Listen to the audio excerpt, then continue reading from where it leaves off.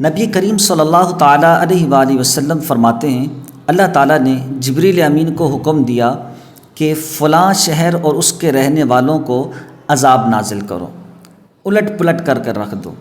جبریل امین عرض کرتے ہیں، اے باری تعالیٰ، جس بستی، جس جگہ، جس شہر کا آپ حکم فرما رہے ہیں الٹ پلٹ کرنے کا، عذاب دینے کا، اس شہر کے اندر تیرا ایک فلاں بندہ ایسا بھی ہے جس نے زندگی بھر تیری نافرمانی نہیں کی۔ حدیث پاک کے الفاظ ہیں کہ پلک جھپکنے کی مقدار بھی اس نے تیری نافرمانی نہیں کی۔ رب تبارک و تعالیٰ نے فرمایا کہ اسے بھی ان شہر والوں کے ساتھ عذاب دو، کیونکہ اس کا چہرہ میری نافرمانی کرتے ہوئے لوگوں کو دیکھ کر متغیر نہیں ہوتا۔ یعنی رب تبارک و تعالیٰ نے اسے عذاب دینے کی وجہ بیان کی کہ آس پاس رہنے والے لوگوں کو گناہ کرتا دیکھتا ہے، لیکن پھر بھی اس کے چہرے پر تغیر و تبدل کے آثار نظر نہیں آتے، ناگواری کے آثار نظر نہیں آتے، اس کا چہرہ ان کی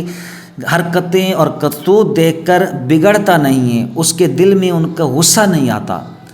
اللہ تعالیٰ نے یوشع بن نون، یہ نبی ہیں، ان پر وحی نازل کی کہ آپ کی قوم میں سے 1,00,000 لوگوں پر ہلاکت یعنی عذاب نازل ہوگا، جن میں سے 40,000 نیکوکار ہیں اور 60,000 بدکار ہیں، گنہگار ہیں۔ اے مولا، 60,000 جو گنہگاروں کو ہلاکت کا عذاب دیا جائے گا، ان کی ہلاکت کی وجہ تو ظاہر ہے کہ وہ گنہگار ہے، لیکن نیکوکاروں کو، تیری اطاعت و فرما برداری کرنے والوں کو کیوں ہلاک کیا جائے گا؟ رب تبارک و تعالیٰ نے ارشاد فرمایا، کیونکہ یہ ان خطا کاروں، گنہگاروں کے ساتھ اٹھتے بیٹھتے تھے، صحبتیں اختیار کرتے تھے، کھاتے پیتے تھے ان کے ساتھ، لیکن ان کی نافرمانیاں دیکھ کر ان کے چہرے بالکل بھی متغیر نہیں ہوتے تھے، ان کے چہروں پر ناگواری کے آثار تک نہیں آتے تھے، یعنی وہ ان گنہگاروں کے گناہوں سے نفرت نہیں کرتے تھے، ان کو گناہوں میں ملوث ہوتا دیکھ کر یہ ان سے نفرت نہیں کرتے تھے، ایک ساتھ اٹھتے بیٹھتے تھے۔ یعنی کہنے کا مقصد یہ ہے، ان دونوں حدیثوں کا، ان دونوں روایتوں کا خلاصہ یہ ہے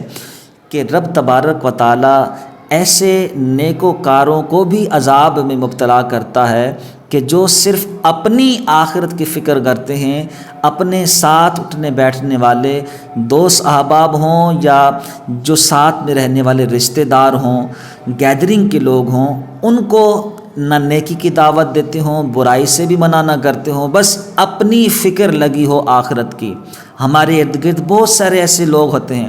کہ جو صرف اپنی تو آخرت کی فکر کرتے ہیں، نماز 5 وقت کی پڑھتے ہیں، برائیوں سے بچنے کی حتی الامکان کوشش کرتے ہیں، لیکن ان کے پاس جو موجود دوست احباب ہوتے ہیں، رشتہ دار ہوتے ہیں، یا ہم گھر کی ہی بات کر رہے ہیں، باپ نیک ہوتا ہے، 5 وقت کا نمازی ہوتا ہے، لیکن اس کی اولاد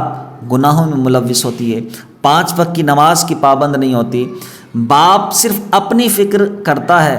5 وقت کی نماز کا پابند ہے، گناہوں سے بچتا رہتا ہے، قرآن کریم کی تلاوت کرتا رہتا ہے، لیکن اپنی اولاد کو واعظ و نصیحت نہیں کرتا، برائی سے منع نہیں کرتا، نیکی کی دعوت نہیں دیتا۔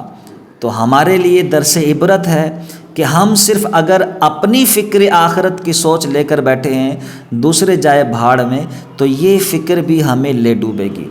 آپ نے ابھی سنا، دونوں روایتوں کا مفہوم یہی ہے کہ وہ نیکوکار تھے۔ ایک روایت میں تو یہ تھا کہ ایک لمحے کے لیے بھی، پلک جھپکنے کی مقدار تک بھی اس نے کوئی گناہ نہیں کیا، کوئی نافرمانی نہیں کی، لیکن اللہ نے اسے بھی عذاب سے دوچار کیا۔